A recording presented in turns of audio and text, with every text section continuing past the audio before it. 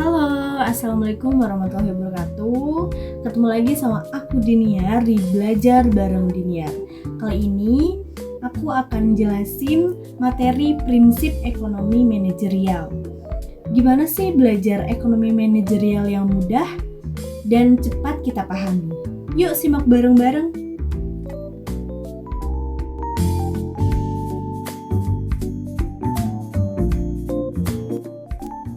Sebelum kita melanjutkan materi, di sini kita ada deskripsi pembelajaran, yaitu ada 5 macam. Yang pertama, pengertian dan ruang lingkup ekonomi manajerial. Yang kedua, prinsip dasar ilmu ekonomi. Yang ketiga, ada teori perusahaan. Yang keempat, ada keputusan manajerial. Dan yang terakhir, yaitu cara menghimpun sumber daya yang dibutuhkan.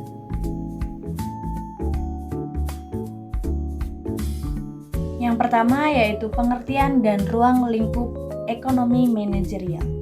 Secara singkat, definisi ekonomi manajerial adalah penerapan teori ekonomi dan bisnis serta seperangkat analisis ilmu pengambilan keputusan. Manajerial ekonomi ini berhubungan dengan area fungsional ilmu administrasi bisnis yang meliputi akuntansi, keuangan, pemasaran, manajemen sumber daya manusia, dan produksi.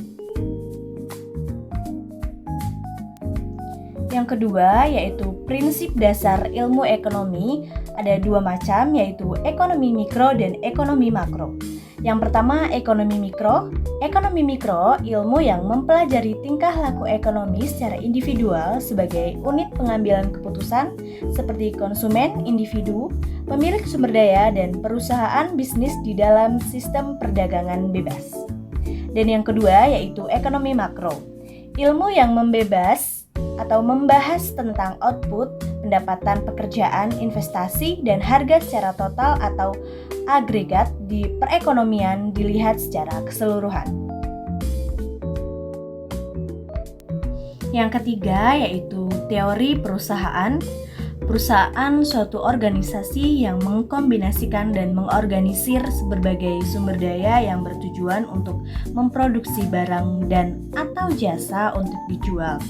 Fungsi dari perusahaan ini adalah untuk membeli sumber daya atau input berupa tenaga kerja, modal, dan bahan mentah untuk diubah menjadi barang atau jasa untuk dijual. Teori perusahaan awalnya didasarkan pada asumsi bahwa maksud atau tujuan perusahaan ini adalah memaksimalkan laba sekarang atau jangka pendek. Perusahaan ini memang mempostulasikan bahwa maksud atau tujuan utama perusahaan adalah untuk memaksimumkan kekayaan atau nilai perusahaan. Yang terakhir yaitu keputusan manajerial dibagi menjadi 6 macam. Yang pertama, tantangan bagi seorang manajer. Kebijakan tertentu yang tepat dan revolusioner harus mampu dikembangkan oleh manajer guna tercapainya tujuan organisasi atau perusahaan. Sumber daya harus diperoleh dan dioptimalkan secara efektif dan efisien. Yang kedua, langkah untuk mendapatkan data informasi yang akurat, relevan, dan dapat dipercaya. Mengumpulkan data ini, yaitu dari berbagai sumber melalui instrumen tertentu, bisa dilakukan dengan cara menyebarkan angket atau survei dan melakukan analisis terdapat informasi yang telah diperoleh. Yang ketiga yaitu faktor yang harus dikuasai oleh seorang manajer. Apa saja? Yaitu hukum penawaran dan permintaan, konsumen, produsen, struktur pasar, persaingan sempurna, ilmu statistik, struktur pasar, struktur biaya, dan analisis keuntungan.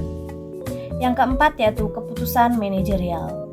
Cara menghimpun sumber daya yang dibutuhkan yaitu tujuannya untuk membantu perusahaan mencapai hasil yang optimal dari perencanaan yang dibuat oleh perusahaan.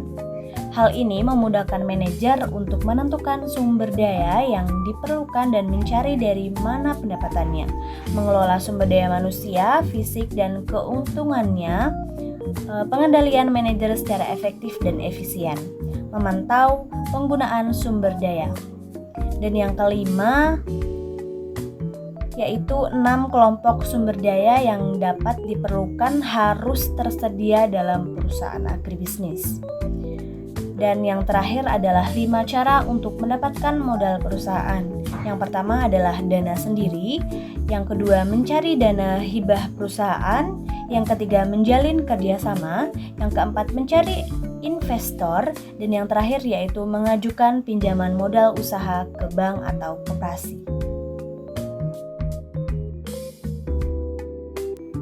Nah, kayak gitu ya teman-teman. Semoga video ini bisa bermanfaat.